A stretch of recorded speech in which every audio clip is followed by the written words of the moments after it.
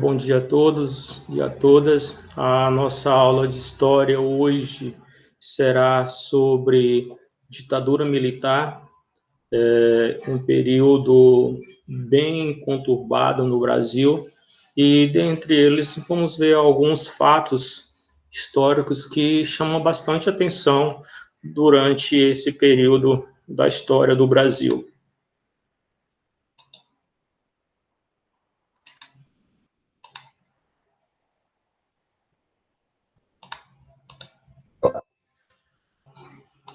A ditadura no Brasil ela vai acontecer entre o período de 1964 a 1985. Dentre esse período, na ditadura do Brasil, nós vamos ter 5 governos totalmente militar. Alguns dizem que esse período ele é chamado período de uma ditadura civil-militar, que vamos ter no finalzinho desse período, governos de civis. Mas durante esse período, nós teremos a seguinte questão: não todos os presidentes vão atuar da forma carrasca como vimos e como entendemos. No Brasil, a ditadura ela começa, sim, através de mais um golpe que acontece na história do Brasil. Como eu sempre falo, a história do Brasil, a República do Brasil, a Constituição do sistema político, da formação do Estado brasileiro, ele é constituído através de golpes. Períodos em períodos, acontece um golpe de Estado, acontece um golpe civil, acontece um golpe militar. Numa grande maioria desses golpes foram golpes militares. Vamos ver lá o próprio Dom Pedro I, ele coloca-se através de um golpe. Depois vamos ver o próprio sucessor dele, Dom Pedro II, também ele dá um golpe nele mesmo, e assim sucessivamente. O Brasil é constituído de golpes na sua formação do seu Estado. Enfim, nós estamos vendo aí populismo. O período de 1945 a 64, ele também é conhecido no Brasil como a República Populista, ou o populismo na América Latina. Todo esse período de 45 a 46, em toda a América Latina, vão ser instituídos governos populares, ditaduras, e também até aí, no mesmo período do final de 85, vão ser também constituído um longo período de ditaduras na América, juntamente nesse mesmo período. Por que vão acontecer essas ditaduras na América durante esse período de 45 até 85 em toda a América? Lembrando que 45 termina a Segunda Guerra Mundial. E após esse período, o que vai acontecer no mundo? No mundo vai acontecer a chamada Guerra Fria. Acaba aquela guerra bélica, aquele confronto militar, e após isso começa uma guerra apenas ideológica, comercial, entre as maiores potências daquele período. Quais eram as maiores potências naquele período? E quais eram os sistemas econômicos que estavam se disputando? Dentro desse período, querendo ou não, nós teremos, até hoje, nós temos que observar que essa disputa ela acontece e vai continuar acontecendo, que é a disputa entre os dois maiores sistemas econômicos, que é o capitalismo e o socialismo. Então, após a Segunda Guerra, essa bipolarização no mundo vai acontecer. Quem apoia o socialismo de um lado e quem apoia o capitalismo de outro lado.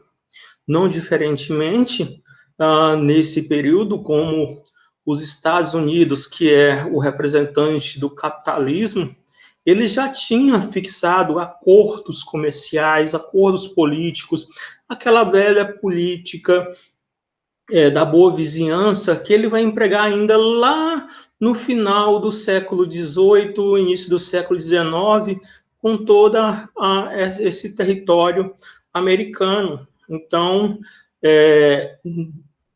após a Segunda Guerra, ele vai intensificar mais ainda esse acordo e ele vai cobrar dos países que têm esse laço comercial e de amizade, ele vai cobrar, então ele vai instituir a sua forma política e econômica. Dentre eles,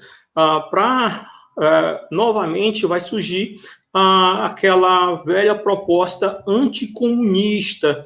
Então, pós Segunda Guerra, com essa bipolarização do mundo, o governo americano vai instituir nesses governos, nessas nações aliadas na América, essa política anticomunista.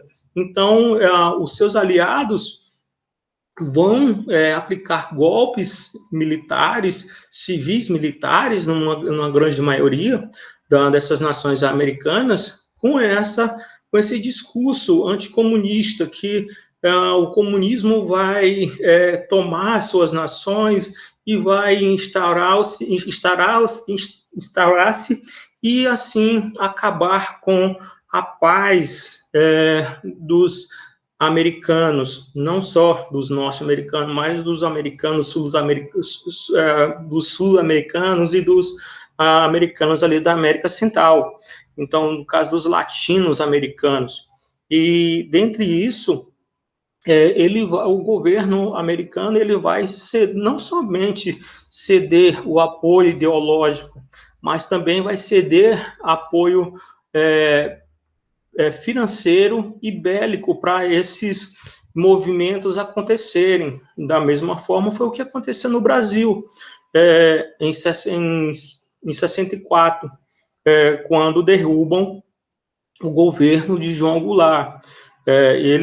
João Goulart, mais conhecido como Jango, ele é eleito democraticamente, mas como ele tinha os seus ideais próximos ao socialismo, ele queria implementar a reforma agrária no Brasil, ele tinha um plano de metas bem inovador para o período, onde ele ia conceder bastante direito aos trabalhadores, e como nós sabemos que no Brasil a elite não aceita isso, no caso, a elite financeira brasileira não aceita que a massa popular tenha condições ou se iguale, aproxime-se de condições de benefícios, de privilégios, ela não ia deixar também isso bem quieto. Então, a elite brasileira vai se aliar juntamente com a igreja. Quando eu falo a igreja, eu não falo somente da Igreja Católica, que vai apoiar esse movimento desse golpe, também os protestantes também irão apoiar esse movimento no Brasil para, no caso desse golpe, a marcha da família, em prol da família conservadora. Isso vai acontecer aqui em 64, início de 64, as famílias de bem vão se unir para não deixar o comunismo invadir o Brasil. O mesmo discurso utilizado, me desculpem, o mesmo discurso utilizado em 2016. Se formos fazer uma comparação, se formos fazer uma retórica de todo o processo que aconteceu em 64, de 2016 até hoje, até 2020, é o mesmo processo que vem acontecendo, mas agora de 2016 a 2020 foi apenas uma criação fantasiosa do anticomunismo para poder novamente empregar um golpe no Brasil, mais um golpe civil. Dentre todos os governos militares, nós temos esses 5 representantes que vão representar essa ditadura militar no Brasil: Castelo Branco, Costa e Silva, Garatzel Médici, mais conhecido como Médici, Ernesto Geisel e João Figueiredo, que vai ser o último que vai ceder aí a pressão popular e restabelecer a democracia, no caso, o retorno para a democracia no Brasil. Então, nós temos aí esses 5 representantes do período da ditadura, que compreende de 64 a 85. Professor, nós podemos dizer que a ditadura militar no Brasil também ela vai ser populista? Alguns historiadores eles garantem que sim. Mesmo sendo uma ditadura, o seu governo tem uma representação populista, porque eles vão utilizar essa aproximação com a população para poder garantir a sua permanência, mesmo sem necessitar, mas tem um certo controle da sociedade brasileira.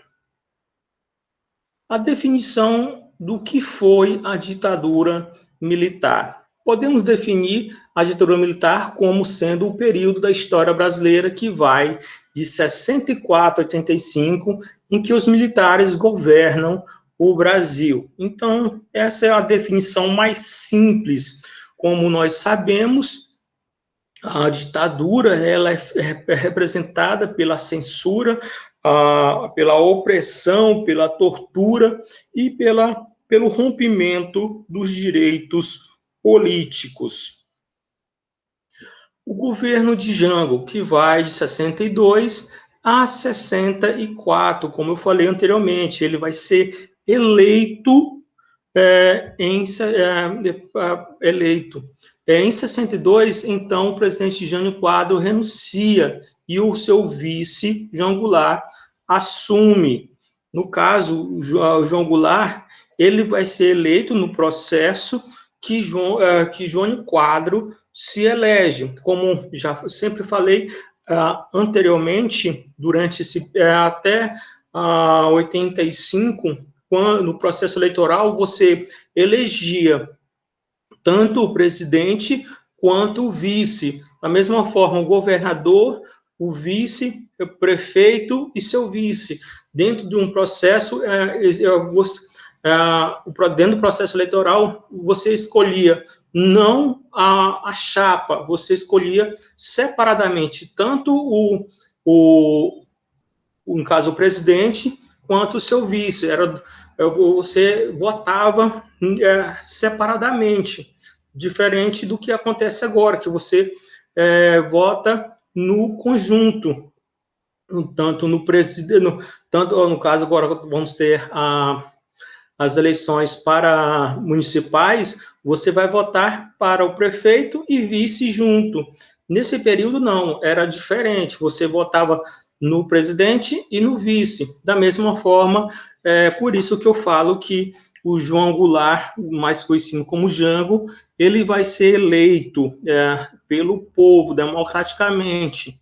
Então, o Jânio Quadro, ele num surto, achando que ele tinha uma grande popularidade, e também por não conseguir, no início do seu governo, realizar alguns planos que ele tinha realizado, algumas promessas eleitorais de restabelecer a economia no Brasil, que passava por grandes dificuldades, ele não conseguiu ali no começo restabelecer a ordem dessa economia, então ele, por pressão da população e dos grandes empresários, ele renuncia, achando que ele tinha uma popularidade grande, como Getúlio Vargas, que era bem querido, e ele achou que ia voltar no braço do povo, como Getúlio Vargas voltou em 51. E ele deu um tiro no próprio pé. E quando, assim, o Jango, já um cara experiente, que já tinha trabalhado, vivenciado a política de Getúlio Vargas, ele, enquanto ministro do último governo de Getúlio, ele fez vários projetos, vários planos. O último dele mesmo, antes dele pedir para sair do ministério do Getúlio Vargas, ele deu um aumento salarial de 100% para os trabalhadores, o que vai tensionar mais ainda a elite brasileira, justamente por essa sua ação, aí no ano de 55, 56, se não estou equivocado, quando ele assume o golpe, esse golpe militar que ocorre em 64, ele foi organizado para acontecer logo ali um pouquinho antes da morte de Getúlio Vargas. Esse projeto ele já estava instaurado para acontecer em 54 ou 55, mas devido à própria pressão norte-americana, que vai mandar vários espiões, várias pessoas para se infiltrar dentro da sociedade brasileira para poder analisar a conjuntura do momento certo de dar o golpe, então ver que não era ainda o momento de se instaurar esse golpe para derrubar o governo. Também, até mesmo, eles não tinham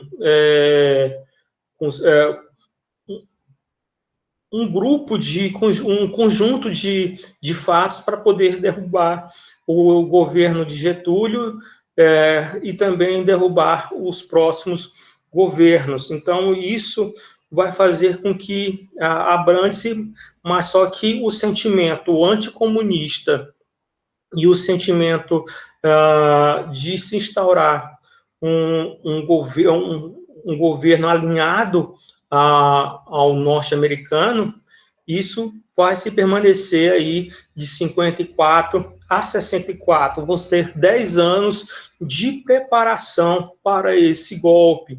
A todo momento, uma tensão dentro dos demais governos aí que vão suceder após Getúlio Vargas.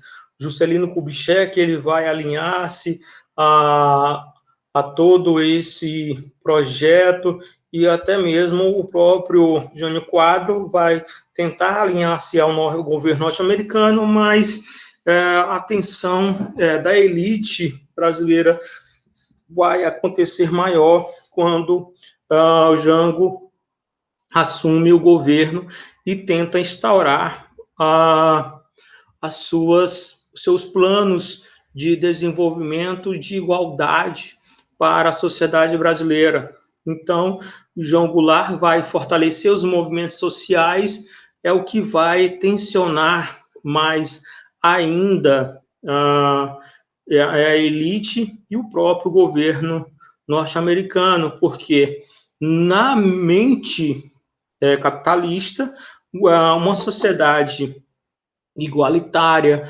onde os movimentos sociais têm uma participação dentro da sociedade, é vista como um movimento perversivo, um movimento terrorista que quer tomar a propriedade privada da população. E isso é apenas uma criação, uma invenção do movimento capitalista. Então, o João Goulart ele vai fortalecer a UNE, que é a União Nacional dos Estudantes. Ele vai fortalecer as ligas camponesas que vão ser criadas, vão ser formadas ali em 56.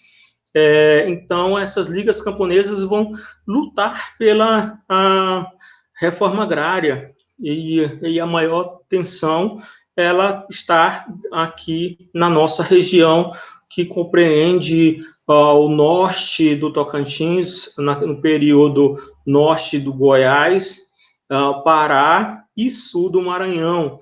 Era a região, é a região que tem a maior tensão camponesa dos movimentos aqui no Brasil. A oposição das elites conservadoras, a igreja, os empresários e a classe média vão se unir para derrubar João Goulart, porque ele tem esse pensamento, esse ideário próximo ao socialismo, ao comunismo, como eu sempre falo e friso nas minhas aulas. O comunismo nunca existiu e nunca vai existir. Nunca existiu nenhum país comunista. Existiram países socialistas que que se tornaram ditaduras socialistas, não países comunistas, que tem uma grande diferença entre socialismo e comunismo. Eu sempre friso isso nas minhas aulas e quando se trata desse assunto que evidencia mais ainda, eu gosto de frisar que tem uma diferença. O socialismo precisa-se de um líder para poder organizar o movimento. Já no comunismo, não existe a presença de um líder político dentro da gestão e da liderança do movimento, ok? Apenas esse é o único fato que separa, que diferencia o socialismo do comunismo, ok? Então, por isso, o comunismo nunca existiu no mundo, existiu, mas lá no princípio da formação do mundo, mas posteriormente não existiu mais nenhum governo comunista. Então, vamos observar aí o governo de Jango. Lá vem o golpe, seu comunista. Então, os militares, quando o João Goulart assume aí, eles já vêm, já estão preparados para derrubar o governo de João. Quais eram os movimentos a favor e contra o governo de Jango? A favor, a sua abertura às organizações sociais, no caso, o João Goulart, como eu falei anteriormente, ele vai abrir as possibilidades para os movimentos sociais atuarem no Brasil. Contra o governo de Jango, nós temos a subversão com apoio dos comunistas. No caso, eles colocavam que todo esse movimento social era de cunho subversivo, comunista. Então, o que era a favor e contra o governo de João Goulart eram esses. A organização popular, trabalhadores ganhando espaço, isso a favor. O que tinha de proposta, o que tinha de bom a favor do governo de João Goulart. O seu apoio dos sindicatos, no caso, o apoio dos sindicatos aos sargentos que apoiavam a tentativa de sindicalização. No caso, nós, dentro do próprio Exército, tinha um movimento de sargentos e tenentes que tentavam se sindicalizar para poder conseguir mais benefícios. Isso, no governo de João Goulart, ele vai conceder tanto os sargentos do Exército, tanto da PM, eles sindicalizarem-se, formar-se seus próprios sindicatos para os conservadores, e isso era uma grande ofensiva. A não repressão às greves, no caso, no governo de João, ele não combatia, ele não censurava, ele não mostrava nenhum fator contrários aos movimentos de greve. Se as empresas não estavam de acordo, não estavam contribuindo para os seus trabalhadores, então ele deixava as greves acontecer e assim, posteriormente, os sindicatos e as empresas negociarem. O apoio às ligas camponesas de Francisco Julião, isso aí na região sudeste, a sua proposta de aumento de 100% do salário mínimo quando o ministro Getúlio, ele vai cumprir a lei e os lucros do capital estrangeiro, no caso, tudo que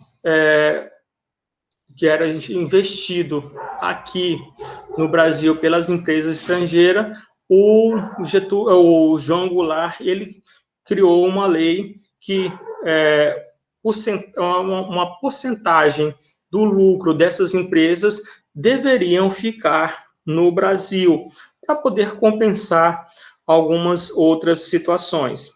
O comício de 13 de março, a reforma agrária e a de base, no caso, o trabalho, moradia e o social. Todos esses a favor do governo de João Goulart, eles vão se tornar subversivo aos olhos do movimento anticomunista. No caso, as organizações, os movimentos populares, os movimentos sociais, eles vão ser vistos como uma implantação de uma ditadura sindicalista do Brasil. Então, essa instauração do movimento, ele, aos olhos do movimento anticomunista, eles viam que queriam implantar uma ditadura sindicalista, que é, no caso, o apoio dos movimentos sindicais, dos sargentos, no movimento anticomunista, eles vão ver como uma quebra de disciplina, de hierarquia das armas. Então, eles vão modificar tudo aos olhos do que seria benefício para a população brasileira, como uma ação comunista, de instauração comunista aqui no Brasil pelo governo de Jango. A não repressão às greves vai se tornar, aos olhos anticomunistas, uma preocupação dos setores conservadores, aos empresários, banqueiros e setores da Igreja Católica, o estilo populista do governo. Professor, mas a Igreja Católica ela não está alinhada às ligas camponesas? Sim, mas isso no setor da Igreja Católica, que estava se formando, que é a Comissão da Pastoral da Terra, que ela está se instaurando ainda aqui na região norte do Brasil.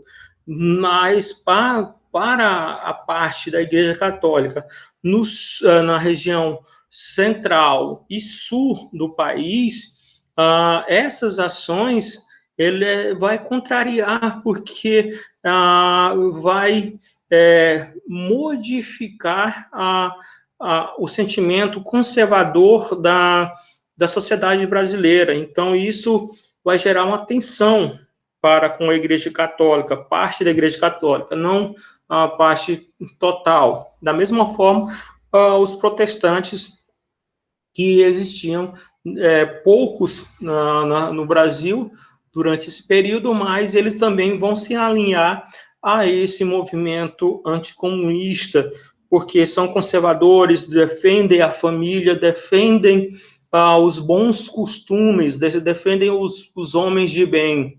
Então, aos olhos desses conservadores, tudo isso é subversivo, tudo isso vai contra os valores, vai contra a moral da sociedade brasileira. O aumento do 100% do salário vai se tornar um medo do que os governadores dêem um golpe de Estado comunista.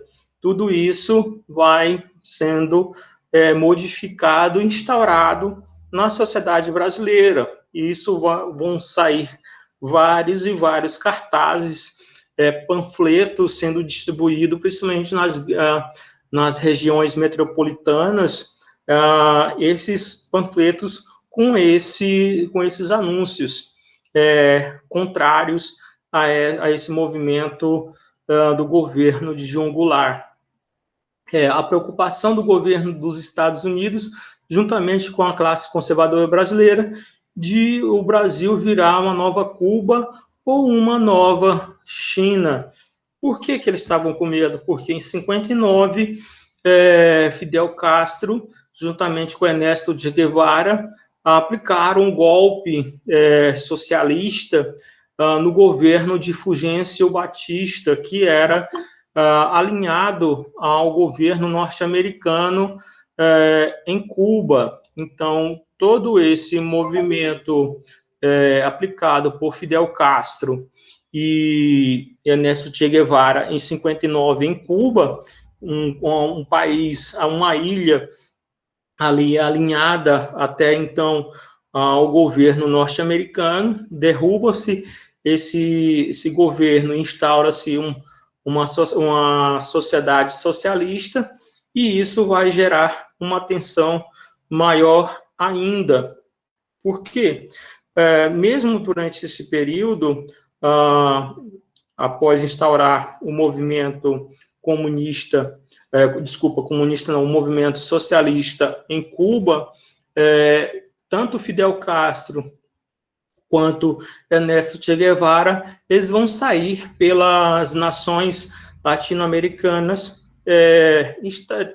fazendo movimentos para instaurar o socialismo. Então, o governo norte-americano vai tensionar, vai ficar mais tenso, e a Guerra Fria vai ficar mais forte, essa bipolarização do mundo vai ficar mais forte na América, justamente por essa instauração do socialismo em Cuba. Então, o governo norte-americano vai ficar com medo de que se espalhe esse movimento pela América, e assim ele perca o controle e perca as suas relações comerciais aqui existentes pelo um bom momento.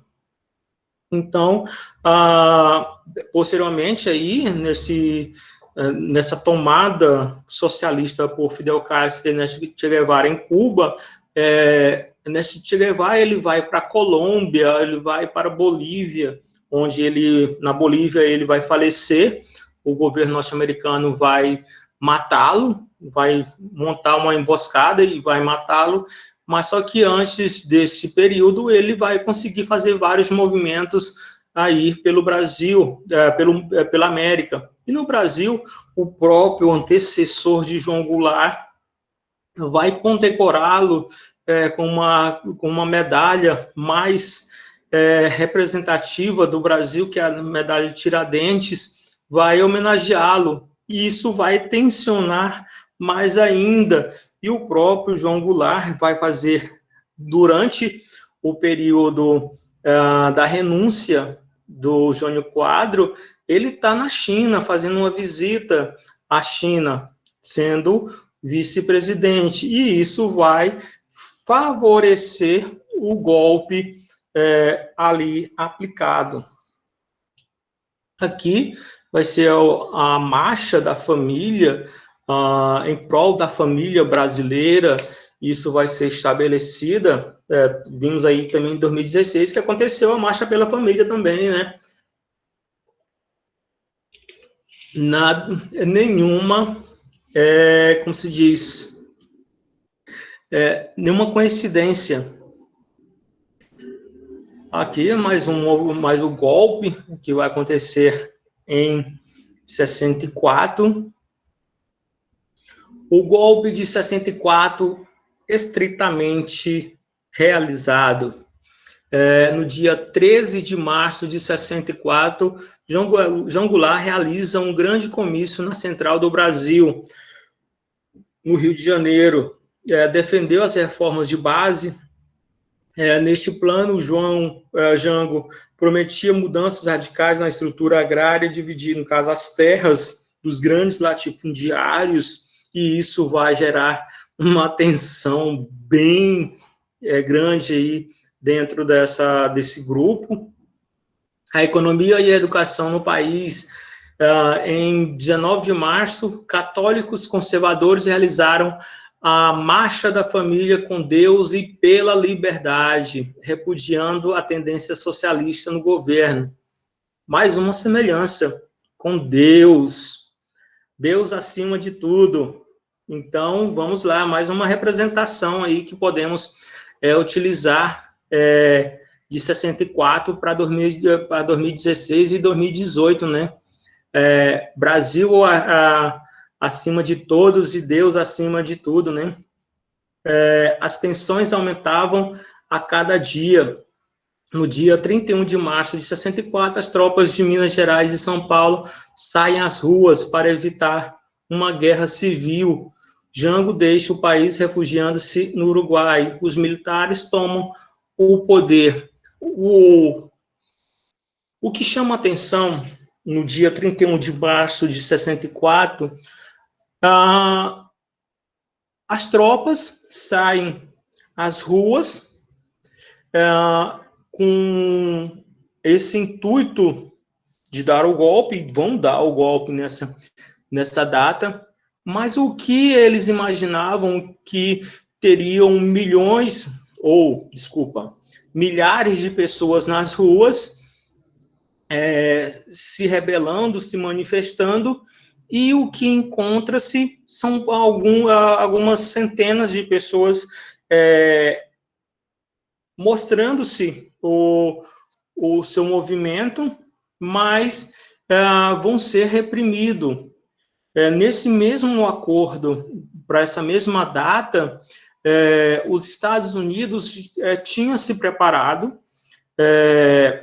juntamente com esse movimento golpista, mandar vários aviões para essa guerra civil, que na mente louca desses golpistas, e teria um enfrentamento popular, teria uma resistência ao golpe. Então, nesse acordo, os Estados Unidos mandou dois navios, 2 porta-aviões, um navio cheio de soldados e outro navio com bastante armamento, mas na vinda, próximo à data de 31 de março, chegando ali por meados dia 28, 29 de março,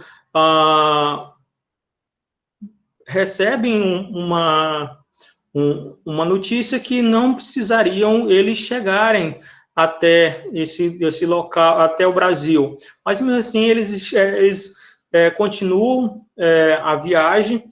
No dia 31 de março, próximos, eles já ficaram na linha,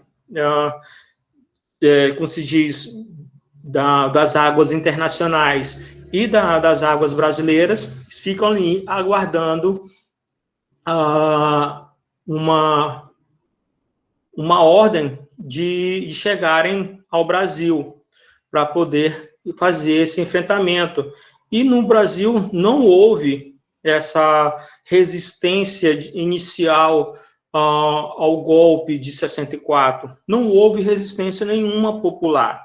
Os movimentos de resistências, eles vão começar a se formar após o golpe. Então, em 64, não teve resistência nenhuma popular contra o golpe militar. A resistência ela vai se instaurar a partir do golpe. Então, a partir desse momento que vão se organizar os movimentos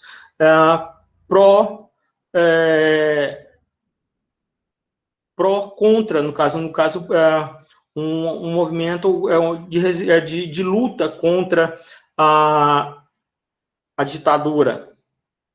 Então, aqui as tropas tomam o Planalto, tomam o Congresso, fecha-se, na verdade, o Congresso, em 64, nesse dia 31 de março, a visão militar, um contra-golpe. Nós não fizemos uma revolução, nós demos um contra-golpe, no caso, na visão desses golpistas, eles não estavam dando um golpe, mas sim eles estavam contra-atacando o socialismo, que no caso estavam resistindo a um movimento socialista que estava se instaurando no Brasil. Porque o golpe estava sendo dado por eles estavam dando um golpe, o senhor Goulart, o senhor Brizola, o senhor Arraes e o senhor Darcy Ribeiro e etc. Esses estavam tomando de conta do país e do governo. O governo já estavam levando ao populismo, o comunismo e ao sindicalismo. E ia se transformar, sem dúvida, este país numa república comuno-sindicalista populista.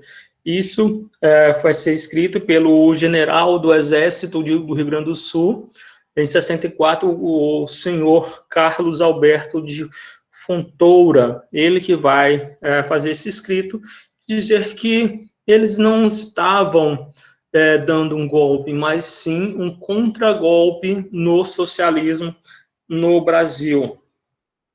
Aqui são as notícias do período, da data. O Goulart resiste no Sul e o Congresso empossa Mazzilli, várias notícias aí nos jornais da data. À direita, aí, o deputado Auro Moura de Andrade declara vaga à presidência da República.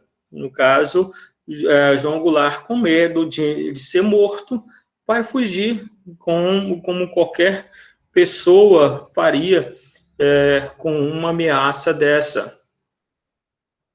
Então, vamos para o primeiro governo da ditadura, o governo de Castelo Branco, que vai de 64 a 67, 3 anos aí do governo e algumas tensões. Os partidos vão ser extintos, as garantias suspensas, as eleições serão indiretas, no caso, apenas no Congresso, só os deputados e senadores que votam. Então, aí, nesse período, vão eleger no Congresso, no dia 15 de abril de 64, elegem aí o Castelo Branco como presidente. Declarou, no caso, na sua posse, ele defendeu a democracia essa que não é bem o contrário, como já vimos aí no nosso conteúdo sobre regimes políticos, é bem ao contrário, né? Democracia e ditadura, no caso, um governo autoritário, são bastante diferentes. Então, ele declara defender a democracia, mas assume uma posição autoritária. Estabeleceu as eleições diretas para presidente, vários parlamentares, deputados federais e estaduais tiveram seus mandatos cassados e presos. Cidadãos tiveram seus direitos cancelados, direitos políticos, e também foram perseguidos, colocados como subversivos, terroristas. Criou o Serviço Nacional de Informação, o SNI, que o nosso presidente atual, Jair Messias Bolsonaro, instaurou novamente, de forma clandestina, mas assegurada, instaurou-se novamente, mas vamos lá. Vida que segue. Também a substituição da estabilidade no emprego pelo regime de fundo de garantias por tempo de serviço. Professor, teve um benefício para todos? Sim. Também não podemos dizer que houve só coisas ruins no governo durante o período da ditadura. Vamos ver que fizeram alguns benefícios para o brasileiro. No caso, o FGTS, o Fundo de Garantia aí para o trabalhador, vai ser estabelecido dentro do governo da ditadura militar, pelo senhor Castelo Branco. Não temos alguns benefícios, a gente tem que também reconhecer os benefícios que, durante a ditadura, foram estabelecidos para a sociedade brasileira. A gente não pode só bater, a gente também tem que colocar os seus elogios aos fatos positivos que ocorreram durante a ditadura militar no Brasil. Também governou através dos atos institucionais, os AIs, mais conhecido como os AIs, os atos institucionais, o número 1, o 2, o 3, e o 4 e o 5. O 5 é o mais conhecido, mas o governo do Castelo Branco vai ser o governo dos AIs, os primeiros atos institucionais aí contra a política, contra a democracia, vão ser estabelecidos por Castelo Branco. No caso aqui, uma representação dos atos institucionais que vão ocorrer. Os atos institucionais e o apoio dos Estados Unidos. Os atos institucionais eram um conjunto de leis implantados sem a necessidade de aprovação popular ou pelo Congresso Nacional. Foi um mecanismo da ditadura de controle do poder de Estado. Os militares optaram pelo alinhamento ao bloco capitalista ocidental, no caso, aos Estados Unidos. O governo norte-americano prontamente reconheceu o novo governo militar logo após o golpe, dando apoio total. Quando eu falo apoio total, eu falo tanto financeiro quanto bélico e ideológico. Durante esse período que já vinha instaurado, vários agentes infiltrados norte-americanos já viviam no Brasil para fazer esse controle social para o governo brasileiro. Então, o governo brasileiro fazia, ou no caso, agia somente de acordo com o que o governo norte-americano realizava. E não é diferente pós esse período. No Brasil, sempre estivemos aí vigiados pelos norte-americanos. É uma loucura das pessoas imaginar isso. Não é loucura, são evidências. Os próprios fatos históricos, fatos sociais, mostram que o Brasil sempre esteve e sempre estará vigiado pelo governo norte-americano. Lá no aquele espião, o Schauder, ele mostra muito bem esse controle, essa, como se diz, esse momento de espionagem, de que o governo brasileiro, o Estado brasileiro, ele está sempre sendo vigiado pelos norte-americanos. O AI-1, o primeiro ato institucional, a gente nunca esquece. O primeiro ato vai ser suspender a Constituição de 46, que o nosso amigo o Dutra estabelece, reorganiza, no caso, as organizações de base, sindicatos, ligas camponesas, a UNE, os centros acadêmicos das universidades, a cassação de direitos políticos e centenas de centenas de pessoas. No caso, o primeiro ato institucional rompe tudo isso que vai ser instaurado em 46 por Dutra. Então, no caso, os sindicatos, os movimentos sociais, as ligas camponesas, a UNE e os centros acadêmicos são colocados como clandestinos no ato institucional número 1. Pesquise, depois vocês façam essa pesquisa para a nossa semana que vem. Eu vou colocar essa pesquisinha aqui e vocês vão apresentar posteriormente no quarto bimestre um trabalho, no caso, um seminário, sobre a redemocratização, e eu vou pedir para que vocês façam justamente esse trabalho, no caso, pesquisar aí sobre o FGTS e o CNI, que no caso é Serviço Nacional de Inteligência do período, mas isso eu vou colocar na nossa próxima, no nosso próximo roteiro, esse trabalho. O ato institucional número 2, no caso das eleições, só se o Exército deixar, no caso, o ato institucional 2, vai ser justamente as eleições só se tiver o Exército deixar. No caso, gostei de ser presidente, quero sair não. No caso, Castelo Branco não queria sair do poder.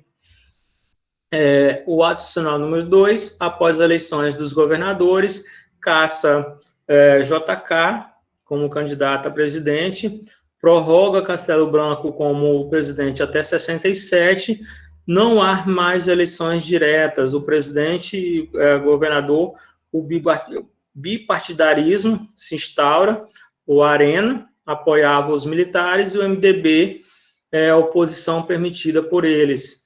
No caso, o MDB, ele vai ter várias mudanças pós esse período. No período de redemocratização, ele passa a se chamar PMDB. E agora, recentemente, 2016, se não estou equivocado, ele volta a se chamar MDB. Partido do Sim, Senhor, o Arena, e o partido do Sim, concorda. E até hoje, que é a maioria dos representantes no Congresso e no Senado faz parte aí do MDB. Então, eles sempre estão ali para apoiar o governo e apoiar o que é de melhor para esses representantes. O ato institucional número 3 e 4, o apoio perde mais, o povo perde mais direito, o povo não vota mais. O ato institucional número 3 determinava as eleições diretas para governadores e a nomeação dos prefeitos das capitais.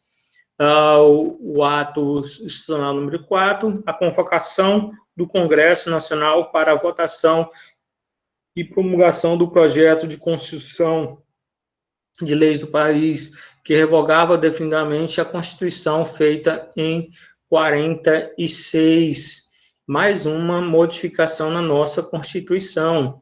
Em 67, aí, a Constituição saiu da maneira que os militares queriam, mas o Congresso conseguiu inserir duas ressalvas: a proibição de fechar o Congresso e criou a imunidade parlamentar. É que isso aqui, o que atrapalha o andamento do Brasil, se chama essa imunidade parlamentar.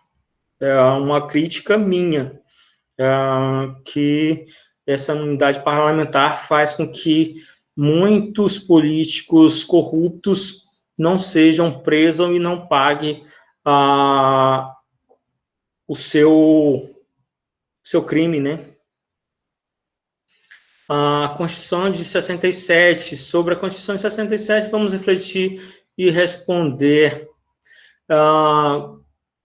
Elaborada pelo regime militar, teve início com o controle de 64 pelos conservadores, derruba o jogo e apoiadores pelos Estados Unidos, a Operação Brother Sun, reunia a parceria dos Estados Unidos com os atos institucionais, quais garantiam o autoritarismo através do princípio democrático, como a concessão de amplos direitos a poderes das Forças Armadas, poder de suspender direitos políticos, poder de cassar mandatos legítimos, a suspensão de habeas corpus, o fim do mandato dos partidos políticos. Também aqui vou fazer para você, eu vou passar um trabalhinho para vocês sobre a imunidade parlamentar no Brasil e o quanto isso dificulta a justiça no Brasil. O governo, segundo o governo do militar, o governo Costa e Silva, que vai de 67 a 69. Ele vai ser eleito indiretamente pelo Congresso. O seu governo é marcado por protestos e manifestações sociais. Então, a partir de 65, 66, os movimentos sociais vão começar a se organizar e vão começar a instaurar os movimentos de resistência contra o regime político-militar no Brasil. Então, pós a instauração da ditadura, que vão começar a existir, vão se formar os movimentos de resistência contra a ditadura, contra os militares. Então, a União Nacional dos Estudantes, organiza no Rio de Janeiro a passeata dos 100 mil. Em Contagem, Minas Gerais e Osasco, São Paulo, as greves de operários paralisam fábricas em protestos ao regime. A guerrilha urbana começa a se organizar, formada por jovens idealistas de esquerda, assaltam bancos e sequestram embaixadores para obterem fundos para o movimento de oposição armada. Nós temos aí vários filmes que representam esses movimentos de resistência no Brasil. Já passei alguns em outras aulas, então, posteriormente eu vou passar para vocês aí alguns nomes de sugestões de filmes para vocês entenderem esse período da ditadura lá no roteiro de estudo. Dentro do governo de Costa e Silva, nós vamos ter a oposição ao regime militar bem crescente nesse mesmo período aqui, enquanto estava havendo essa guerrilha urbana no Brasil contra o movimento, contra o governo militar. Enquanto isso aqui estava acontecendo, também estava se instaurando em 67 a guerrilha rural. Em 67 começa Já essa guerrilha aqui não funcionando, esses mesmos ideários, esses mesmos indivíduos aqui vão pensar no movimento de guerrilha rural, muito semelhante ao que foi implementado em Cuba, do campo para as cidades, já que o movimento urbano não estava dando certo, então eles vão tentar o movimento contrário, o que foi instaurado em Cuba, partindo do interior para os grandes centros, no caso, partindo do rural para o urbano. Então, em 67, esse movimento de guerrilha rural vai começar a se estabelecer na nossa região, aqui do que nós estamos presente, aqui na região norte do Goiás, no período, sul do Maranhão e sul do Pará. Um grupo do CCC, Comando de Caça aos Comunistas, invade o Teatro Galpão, em São Paulo, em 68, espanca o elenco da peça teatral Roda Viva. No caso, o movimento Tropicália também vai começar a resistir, nesse mesmo período, nos grandes campeonatos de música que vai se colocar no Brasil.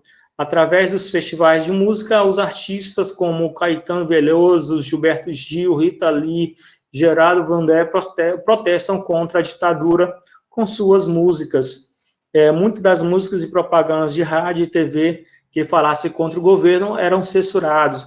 Mas o interessante que eu estava esses dias assistindo alguns documentários sobre esse período, o interessante são as analogias que eles utilizam dentro das letras, a dubidade que eles colocam dentro das suas letras, que me chamou bastante minha atenção, e o que chama atenção até hoje dos especialistas, dos historiadores, são justamente a perspicácia que eles tinham em estabelecer dentro do movimento contrário, dentro das suas letras, que as pessoas conseguissem enxergar a sua crítica ao governo,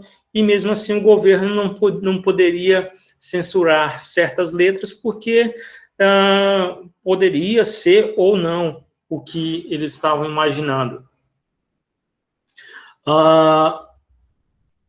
Aqui são algumas representações, algumas imagens contra a cultura e a Guerra da Revolução que ocorreram durante esse período, 68, a morte de Che Guevara e sua imagem.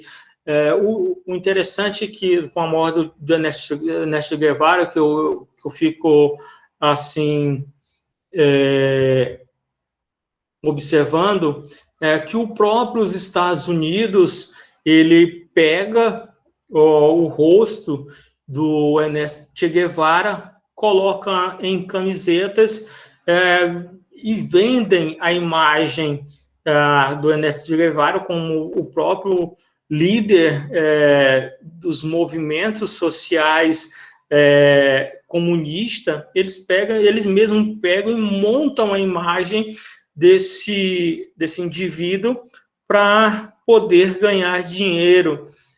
Após aí a sua morte em 69, o próprio Estados Unidos vai pegar o rosto de Ernesto Guevara, vai colocar o rosto dele como um grande revolucionário do movimento socialista, e vai vender para os burgueses que tinham essa proximidade com os movimentos sociais, vão vestir camisetas com o rosto de Ernesto Guevara, e vai aí dar lucro para os norte-americanos. Isso é bem controverso, né? Só para você ver o tanto que o sistema capitalista é louco, é obsessivo por ganância de dinheiro. Ele pega o próprio movimento contrário a ele e estabelece uma venda de produtos a seu favor. Neste mesmo período, vários movimentos no México, na América Latina toda está acontecendo várias revoluções. Os próprios Estados Unidos, uma revolução do vestuário, a chegada do homem à Lua, o movimento hippie acontecendo, e assim por diante. No Rio de Janeiro, em 68, durante uma manifestação, ocorreu a morte do estudante Edson Luiz, gerando mais revolta.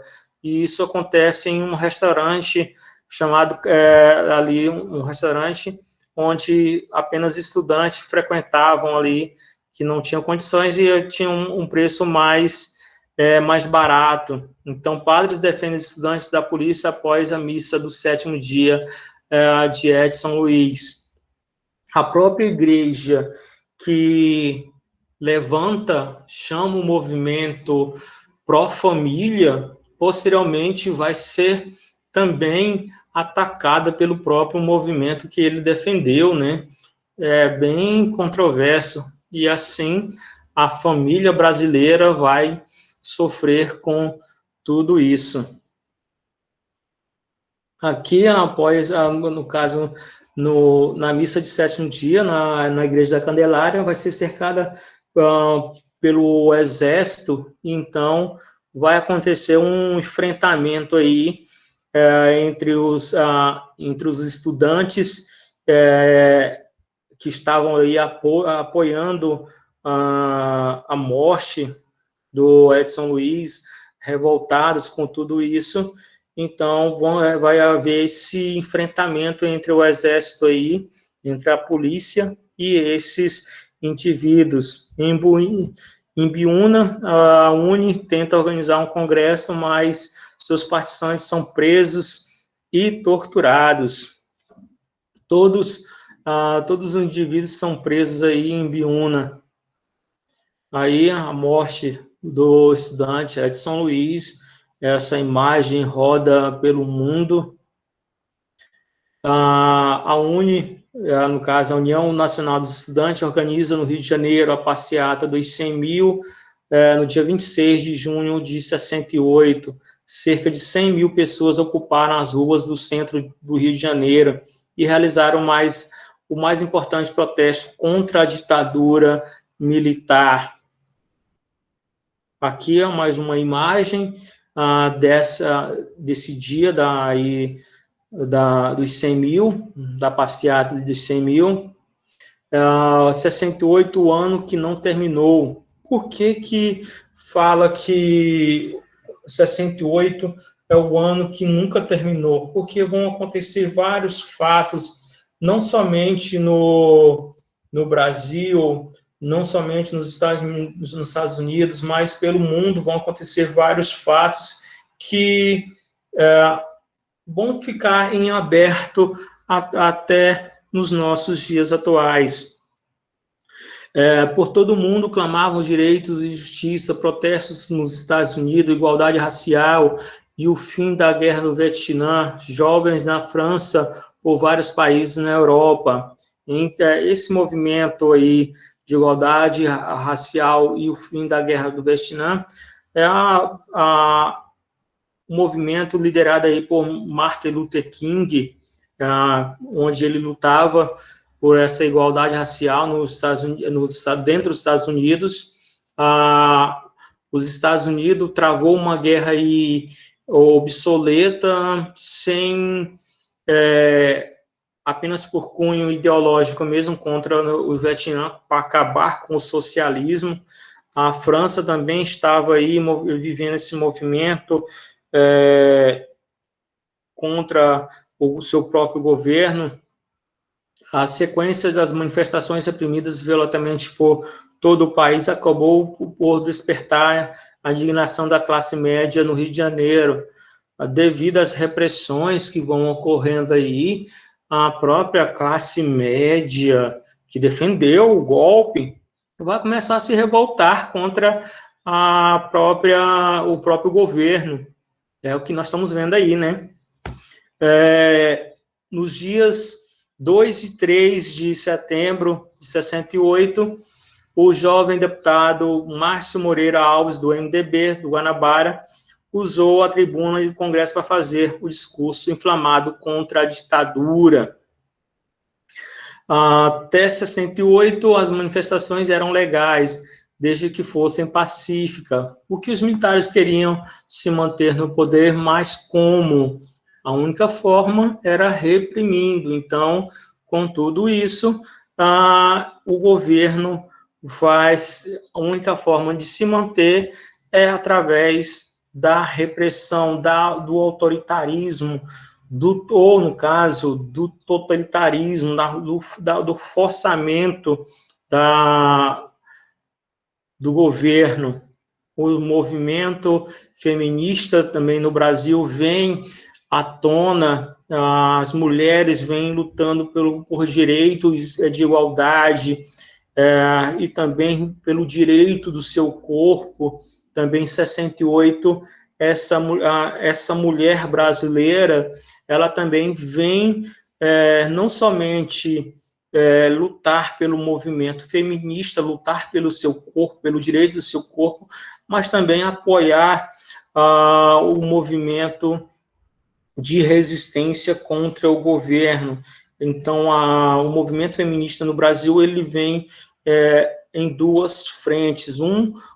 Apoiando o movimento de resistência contra a ditadura e com a sua própria ideologia, no caso, que é o direito ao corpo de si mesma, e entre outros pontos que o movimento feminista traz. Aqui mais uma imagem desse momento.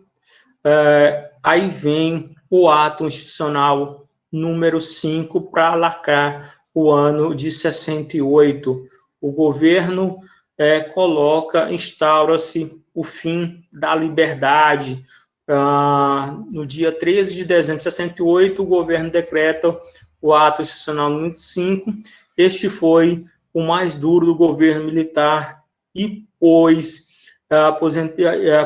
aposentou juízes, cassou mandatos, acabou com as garantias do habeas corpus e aumentou a repressão militar e policial. Contra isso, contra esse ato institucional número 5,